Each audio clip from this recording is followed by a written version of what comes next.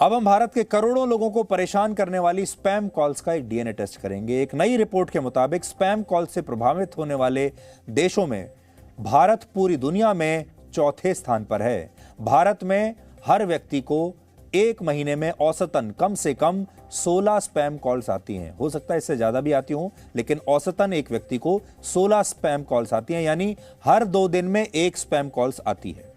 आम बोलचाल की भाषा में आप स्पैम कॉल्स को बिन बुलाया मेहमान भी कह सकते हैं। ये कॉल्स आपको कुछ ना कुछ बेचने के लिए आती हैं। ये कॉल्स आपको कभी क्रेडिट कार्ड बेचने के लिए आती हैं, कभी लोन देने के लिए आती हैं, कभी नया बैंक अकाउंट खुलवाने के लिए आती हैं, कभी किसी कंपनी की कोई सर्विस लेने के लिए या कोई सामान बेचने के लिए आती हैं, कभी ज़मीन बेचने के लिए, कभी फ्लैट बेचने के लिए, कभी इंश्योरेंस बेचने के लिए। आपको वो सामान चाहिए भी नहीं, लेकिन उसके बावजूद ये कॉल्स आपके पास आती हैं। और कई बार चुनाव से पहले राजनीतिक पार्टियां भी आपको इस तरह की स्पैम कॉल्स करती हैं, जहां आपको देश के नेताओं की आवाज में प्री रिकॉर्डेड मैसेजेस आपको देखने को मिलते हैं। वो भी एक तरीके की स्पैम कॉल्स हैं, क्योंकि ये सारी कॉल्स आपकी बिना मर्जी के, बिना इजाजत के आपको की जाती हैं। वर्ष 2017 में हुए एक और सर्वे में हर 10 में से 6 लोगों ने यह माना था कि अक्सर जब वो व्यस्त होते हैं तो उन्हें इस तरह की स्पैम कॉल्स आती हैं, जिससे वो परेशान हो जाते हैं और उन्हें बहुत गुस्सा भी आता है। यानी इस तरह की कॉल्स भारत के लोगों को चिड़चिड़ा बना रही हैं। लेकिन इसके बावजूद भारत इन कॉल्स को रिसीव करने वाले देशों की सूची में दूसरे स्थान पर है, और इस नई रिपोर्ट में भी यही बात सामने आई है। स्पैम कॉल्स की संख्या के मामले में तो चौथे स्थान पर हैं, रिसीव करने के मामले में दूसरे स्थान पर हैं। कॉल्स की पहचान करने वाली caller identification company Truecaller ने अपने एक नए सर्वे में यह पाया कि भारत में इस साल केवल एक ही मोबाइल नंबर से लगभग 20 करोड़ स्पैम कॉल्स की गई। यानी इस हिसाब से एक स्पैमर ने हर दिन 6,64,000 कॉल्स की और हर घंटे 27,000 कॉल्स की हैं। ये आंकड़े बताते हैं कि भारत में स्पैम कॉल्स करोड़ों लोगों की रोजमर्रा की जिंदगी का हिस्सा हैं। ब्राजील, पेरू और यूक्रेन के बाद भारत दुनिया का चौथा देश है जहां सबसे ज्यादा स्पैम कॉल्स आती हैं। ब्राजील में हर व्यक्ति को महीने में कम से कम 33, पेरू में 18, यूक्रेन में 17, भारत में 16 और मेक्सिको में हर महीने औसतन 15 कॉल्स की जाती है।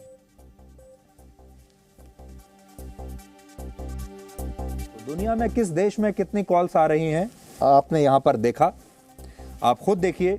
और बाकी के जो देश हैं भारत के साथ, वो कोई बहुत बड़े देश नहीं है। जो बड़े बड़े जो देश हैं, पश्चिमी देश, वो इस लिस्ट में नहीं है, वो बहुत नीचे हैं इस लिस्ट में। और वो इसलिए क्योंकि भारत में कोई रेगुलेशन इस बारे में खास नहीं है, और जो रेगुलेशन आया भी है उसका इंप्लीमेंटेशन बहुत खराब है। भारत में 93.5% यानी ज्यादातर स्पैम कॉल्स सेल्स के लिए आती हैं, यानी कुछ ना कुछ बेचने के लिए आती हैं। जैसे कोई नया टेलीफोन का आपका कोई नया प्लान आया है, कोई नई गाड़ी लॉन्च हुई है, किसी बैंक के क्रेडिट कार्ड पर कोई अच्छी स्कीम मिल रही है, कोई लोन की बात हो रही है, कोई नई इंश्योरेंस पॉलिसी आई है। कंपनियां इसके बिना आपकी मर्जी के बिना आपके मोबाइल फोन की घंटी बजा देती हैं। और ये ठीक वैसा ही है जैसे कोई व्यक्ति बिना आपके दरवाजे पर घंटी बजाए आपके घर में प्रवेश कर ले और आपसे कहे कि आपको ये सेवा या प्रोडक्ट खरीदना पड़ेगा। ये बिल्कुल वैसा ही है। आपकी इजाजत के बिना अगर कोई व्यक्ति आपको फोन करता है, ये वैसा ही है जैसे आपकी इजाजत के बिना कोई व्यक्ति पहले आपकी डोरबेल लगातार बजाता रहता है और आपसे कहता है कि आपको अपना दरवाजा खोलना ही पड़ेगा, और फिर वो बिना बुलाए आपके घर के अंदर आ जाए और फिर आपसे कहे कि आपको ये सामान खरीदना है। ये वैसा ही है। सेल्स के बाद आपके मोबाइल फोन पर लगभग 3% स्पैम कॉल्स वित्तीय सेवाओं के लिए आती हैं, जैसे बैंकों में नया अकाउंट खुलवाने के लिए, लोन देने के लिए, या आजकल क्रिप्टो करेंसी खरीदने के लिए भी लोगों को स्पैम कॉल्स आने लगी हैं। इसके बाद 1.4% कॉल्स धोखाधड़ी यानी स्कैम के लिए भी आती हैं। इसमें धोखे से आपकी बैंक डिटेल्स ले ली जाती हैं। आपसे कहा जाता है कि आपने कोई इनाम जीता है, आपकी कोई लॉटरी लग गई है, और आपके नंबर पर 4 या 6 नंबर का एक ओटीपी आएगा या 1 टाइम पासवर्ड आया होगा। और आप जब ये ओटीपी या पासवर्ड दे देते हैं तो आपके बैंक खाते से पूरा पैसा उड़ा लिया जाता है। ये स्कैम भारत में आजकल काफ़ी ज़्यादा हो रहा है। कई लोग आपसे ये भी कहते हैं कि आपका आधार कार्ड, हम बैंक से बोल रहे हैं, आपका आधार कार्ड अभी आपके अकाउंट से लिंक नहीं हुआ है। कई लोग ये भी कहते हैं बार बार कि हम बैंक से बोल रहे हैं, आपका KYC करना है, इसलिए आपकी सारी डिटेल्स चाहिए, और बहुत सारे लोग बिना सोचे समझे अपनी डिटेल्स दे देते हैं। इस रिपोर्ट में यह भी बताया गया कि अकेले भारत में अक्टूबर के महीने में 380 करोड़ स्पैम कॉल्स रिकॉर्ड हुई थी। सोचिए, एक महीने में 380 करोड़ कॉल्स। अब बहुत सारे लोगों के मन में यह सवाल होगा कि आखिर इन कंपनियों को आपका मोबाइल फोन नंबर मिलता कहां से है।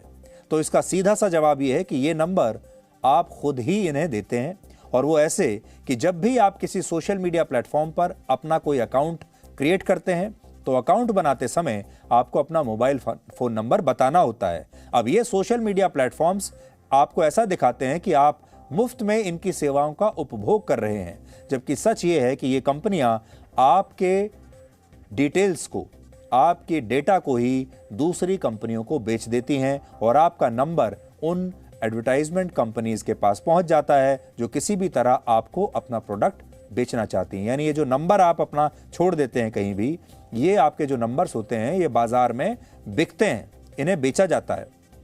तो आप में से बहुत सारे लोग, आप देखिए, अगर आप अपने आप को ध्यान से देखेंगे तो आप अपना जो ईमेल, आपका जो अकाउंट है वो आप मुफ्त में यूज़ करते हैं।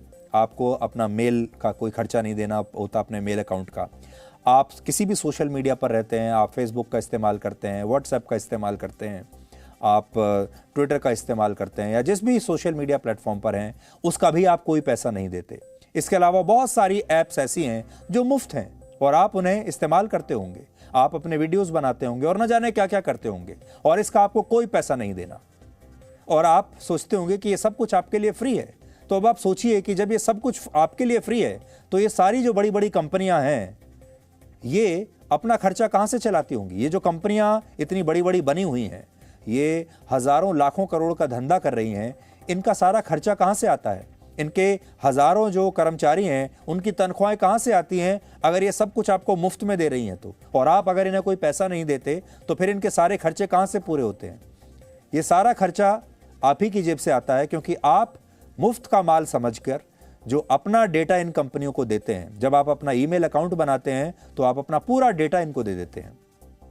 आप अपना क्रेडिट कार्ड नंबर भी दे देते हैं, आप अपना फ़ोन नंबर देते हैं, अपना एड्रेस देते हैं, और बहुत सारे ऐप्स तो आपसे आपके शौक पूछते हैं, आपके पसंद नापसंद भी पूछते हैं। ये पूरा डेटा बाजार में बेच दिया जाता है और वहीं से पैसा निकाल कर आपको ये सेवाएं मुफ्त में दी जाती हैं। ये पूरा सिस्टम इस तरह से काम करता है कि आप एक के बाद एक स्पैम कॉल्स के चक्रव्यूह में फंसते चले जाते हैं। असल में अगर आपके नंबर पर कोई स्पैम कॉल्स आती है और आप उस कॉल को रिसीव नहीं करते तो आपका नंबर ये कंपनियां बैड लिस्ट में डाल देती हैं, और अगर कोई व्यक्ति गलती से एक स्पैम कॉल भी रिसीव कर ले तो उसके नंबर को गुड लिस्ट में डाल दिया जाता है।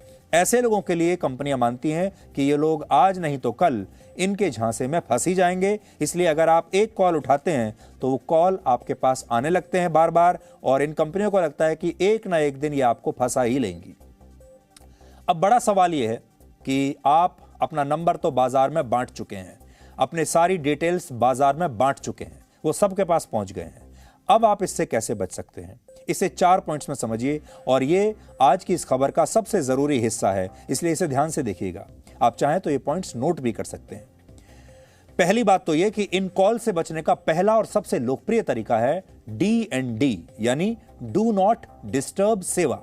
आप जिस भी टेलीकॉम कंपनी का मोबाइल फोन या सिम कार्ड इस्तेमाल करते हैं उसके कस्टमर केयर नंबर पर कॉल करके आप इस सेवा को शुरू करवा सकते हैं, एक्टिवेट करा सकते हैं, और इसके बाद आपके मोबाइल फोन नंबर पर आने वाली स्पैम कॉल्स रुक सकती हैं।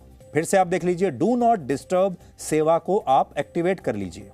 दूसरा तरीका भी इसी से जुड़ा है। आप भारत सरकार की telecom regulatory authority of India यानी TRAI का DND मोबाइल ऐप इस्तेमाल कर सकते हैं। ये ऐप अपने यूजर्स के प्रेफरेंसेस उन्हें तय करने का विकल्प देता है, जिससे आप सभी तरह की स्पैम कॉल्स को बंद करवा सकते हैं। इसके अलावा इस ऐप के जरिए आप स्पैम कॉल्स के खिलाफ एक शिकायत भी दर्ज करा सकते हैं और अपनी शिकायत का स्टेटस भी चेक कर सकते हैं कि आपकी शिकायत पर कार्रवाई क्या हुई। किसी भी मोबाइल ऐप या सोशल मीडिया प्लेटफॉर्म का इस्तेमाल करते समय उसकी पॉलिसी और उसकी जो शर्तें हैं, टर्म्स एंड कंडीशंस, उन्हें जरूर पढ़ें और ध्यान से पढ़ें। अक्सर आप इन लंबी चौड़ी शर्तों को नजरअंदाज कर देते हैं और सोचते हैं कि इतनी लंबी चौड़ी ये टर्म्स कंडीशंस इन्हें कौन पढ़े, और आप बिना पढ़े ही यस कर देते हैं। और यहीं से आपका निजी डेटा इन विज्ञापन कंपनियों को चला जाता है, इसे बेच दिया जाता है। स्पैम कॉल से बचने के लिए आप गूगल और ट्रू कॉलर जैसे ऐप भी इस्तेमाल कर सकते हैं। वर्ष 2018 में TRAI द्वारा कुछ नियम तय किए गए थे, जिन्हें telecom commercial communication customer preference regulation भी कहा जाता है। नाम थोड़ा लंबा है। इसके तहत अगर कोई भी टेलीकॉम कंपनी स्पैम कॉल्स को आप तक पहुंचने से रोक नहीं पाती है तो उसे अपने ग्राहकों को पेनल्टी यानी जुर्माना देना पड़ेगा। अगर किसी व्यक्ति को एक महीने में 0 से लेकर 100 स्पैम कॉल्स आते हैं, 0 से 100 तक, तो यह जुर्माना 1000 रुपए होगा। 100 से 500 कॉल अगर आ जाती हैं तो जुर्माना 5000 रुपए हो जाएगा, और 1000 से ज्यादा कॉल्स आ जाती हैं तो जुर्माना होगा 10,000 रुपए। अब समस्या यह है कि इन नियमों के बारे में ना तो आम लोगों को जानकारी है और ना ही टेलीकॉम कंपनियां कभी भी इनका पालन करती हैं और ना ही आपको बताती हैं। इस पूरे विषय पर हमने आज ऐसे लोगों से बात की है जो स्पैम कॉल से तंग आ चुके हैं और धोखाधड़ी का शिकार भी हुए हैं। ऐसे लोगों के अनुभव से आप क्या सीख सकते हैं, इस पर हमने आपके लिए स्पेशल रिपोर्ट बनाई है जो आपको ऐसी स्पैम कॉल से सावधान करेगी। आप ध्यान से इस रिपोर्ट को देखिए और अगर आप चाहें तो अपने दोस्तों के साथ, अपने परिवार के साथ इसे शेयर भी कर सकते हैं।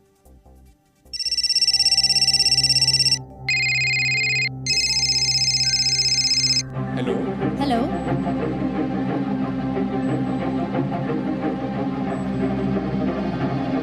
एक डेटा के मुताबिक भारतीयों के फोन में औसतन हर महीने 16 से ज्यादा स्पैम कॉल्स आती हैं। यही नहीं, इसी डेटा में बताया गया कि साल अक्टूबर महीने में भारतीयों का फोन 380 करोड़ बार इन्हीं स्पैम कॉल्स की वजह से बजा। असल में स्पैम कॉल्स एक तरह की प्रमोशनल कॉल्स होती हैं, जिन्हें कंपनियां कभी आपको बैंक अकाउंट खुलवाने के लिए, कभी आपको लोन देने के लिए, कभी आपको क्रेडिट कार्ड देने के लिए अपने फायदे के लिए करती हैं। कभी कभी इन्हीं स्पैम कॉल्स का फायदा साइबर अपराधी भी उठाते हैं, जब वो आपको कॉल करके आपका बैंक अकाउंट साफ कर देते हैं, तब ये स्पैम कॉल्स स्कैम कॉल्स बन जाती हैं।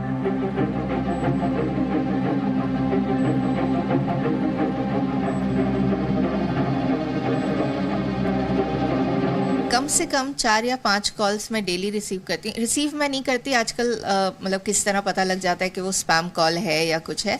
बट जैसे मीटिंग चल रही है, अचानक कहीं फ़ोन इधर उधर रखा हुआ है, मैं भागती हूँ देखने के लिए कि क्या कॉल है, किसी का इंपॉर्टेंट कॉल ना हो, मिस ना हो जाए, और अचानक देखती क्या हूँ कि उसमें स्पैम लिखा आ रहा है। इनको जैसे पता है कि कहीं ना कहीं मतलब हमने कोई लोन लिया हुआ है या कुछ है, तो उसी के ऊपर वो लोग बोलेंगे कि पर्सनल लोन ले लीजिए, या मैम आपका क्रेडिट एलिजिबिलिटी हाई है तो ऐसा कर लीजिए। तो मतलब लोन्स के मोस्टली कॉल्स आते हैं, और लोन्स के साथ साथ कुछ प्रॉपर्टी बेचने के लिए कि हम लोग कहीं प्रॉपर्टी कुछ सेटअप कर रहे हैं, वो मतलब ले लीजिए जाके, या ये यहाँ कहीं हमारा एक्सपो चल रहा है, या आप आइए हम आपको कोई नया फार्म हाउस दिखाएंगे। मतलब इस तरह के कॉल्स यूजुअली आते हैं कि मतलब कुछ बेचने के लिए, कुछ ना कुछ बताने के लिए। मेरे पास तो क्रेडिट कार्ड के लिए आए दिन आती रहती हैं।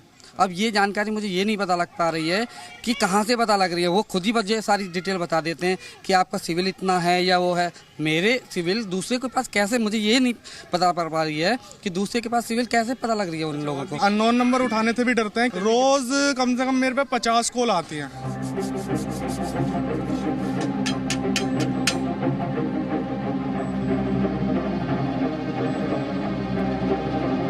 उन्होंने कहा मैं 20,000 रुपये आपके अकाउंट में डाल रहा हूँ और आप मुझे कल दे देना। मैंने ठीक है सर।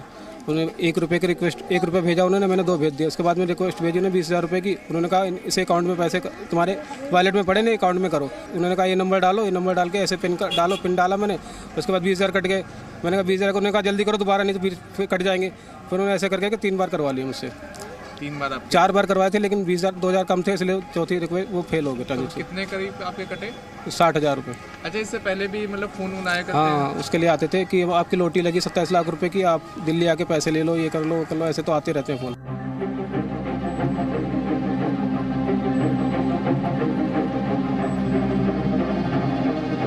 देखिए, आज की डेट में आप फ़ोन पर कोई भी सर्विस यूज़ करते हैं, आपका नंबर उससे लिंक होता है, तो आपका number with that service profiling बाहर जा चुका है। वो वहाँ से बिकता भी है, वहाँ से लीक भी होता है, क्रिमिनल्स के पास भी जाता है और अलग अलग सोर्सेज से क्रिमिनल उसको खरीदते हैं। टेलीकॉम ऑपरेटर से भी डेटा लीक होता है या बिकता है वहाँ से। आप डेटा खरीदने वाली कंपनियां गूगल पे सर्च कीजिए, आपको 150 कंपनीज मिल जाएंगी जो आपको किसी भी सेक्शन के, उस एज ग्रुप के, उस फाइनेंशियल ब्रैकेट के लोगों के नंबर्स निकाल के दे देंगे, आपको प्रिसाइजली मिल जाएंगे। तो ये डेटा अब बहुत ज़्यादा सोर्सेज से लीक हो रहा है।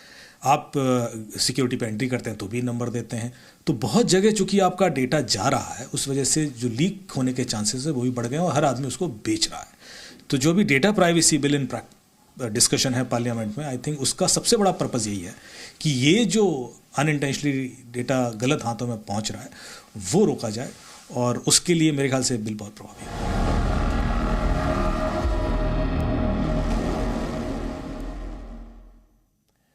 तो ये जो स्पैम कॉल्स का पूरा बिजनेस है, पूरा धंधा है, ये दो बातों पर चलता है। एक तो ये कि हमारे देश के लोगों को इसके बारे में सही जानकारी नहीं है, और दूसरा ये कि हमारे देश के ज्यादातर लोग बहुत आलसी हैं, वो इस पर कोई कदम नहीं उठाना चाहते।